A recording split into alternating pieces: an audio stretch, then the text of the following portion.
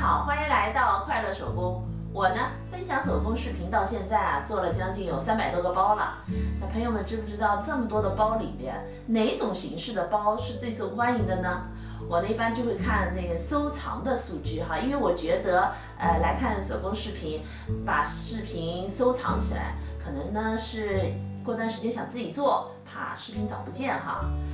收藏最多的呢是一种包啊，它有多种功能或者是多种背法的这种形式的包。比如这款包，它能单肩背，那通过包带的调节呢，就变成了一个双肩包。它的点赞和收藏呢就特别的多，很受粉丝朋友们的喜欢。还有这个包哈，它呢非常有创意，有3种背法。上面2款包呢都是大包哈，今天呢分享的是一款小包。这个小包啊，它又能当胸包，又能当单肩背的包，还能当腰包背。接下来呢，我就把它的制作过程啊分享给您。首先呢，我们来做前后片上的夹层口袋哈。材料呢高14厘米，宽12厘米，底部呢打上圆角，在反面啊烫了60克的无纺衬。4份材料尺寸呢都是一样的。我们把前片夹层的材料呢正面相对，这儿呢车一条线。后片上的夹层呢还需要一根拉链哈，拉链的长度呢是12厘米，把拉链啊夹在中间，这儿呢车一条线。这条线车好后呢，把它翻到正面，在拉链的这儿啊车一条窄边。前后片的夹层口袋呢就车好了。接下来啊，我们拿出主体材料的2份里子、2份面子，面子上呢烫180克的铺棉，铺棉的尺寸呢是长度18厘米，宽10厘米，4个角呢打成圆角哈，放1厘米的缝缝。首先呢，拿1份面子，1份里子，里子反面呢也是烫了60克的无纺衬，把里子面子反面相对，然后呢搁上刚才做好的前片口袋材料，咱们啊整个车一圈。做包的时候啊，固定前片或者后片哈，我一般呢都是用这个缝纫机的左边针来车的。前片咱们车好后呢，接下来呢拿出后片的面子，把后面的口袋夹层呢搁上去，离中心点啊两边各2厘米，我们搁上一根布条哈，布条呢长度5厘米，宽度呢2厘米，我们把它搁在这儿，然后呢再剪一块布片。那这个布片呢，宽度4厘米，长呢和它是一样的哈，两边呢各烫进1厘米，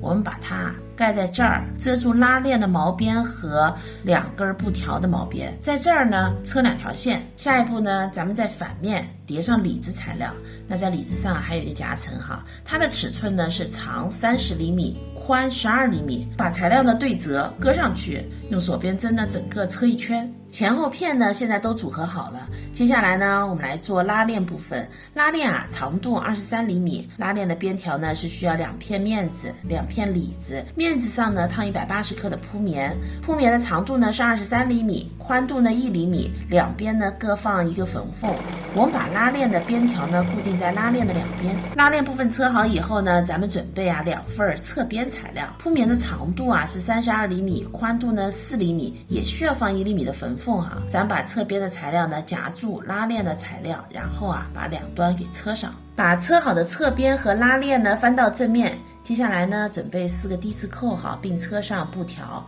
其中2个的布条呢是一样齐的，这2个布条呢是长短不一样的哈，它们呢相差2厘米。我们把长的呀折下来，然后固定在拉链的一端，那拉链的这一端呢固定上另一颗低字扣，这2个低字扣呢是固定在后片上的，一个固定在中间的位置，那这个呢固定在离这条边啊3厘米的位置。现在呢，我们把所有的材料呢组合成了3部分，前片、后片和侧边，最后呢就是组合了，把侧边呢翻到反面，还是用老方法哈，中心点呢对齐，组合好后呢，毛边用包边带啊给包上。包边包好以后呢，咱们整个小包啊就制作完成了。那我把包带呢也连上了哈，咱们单肩背的时候呢就固定上这2个低字扣。那如果是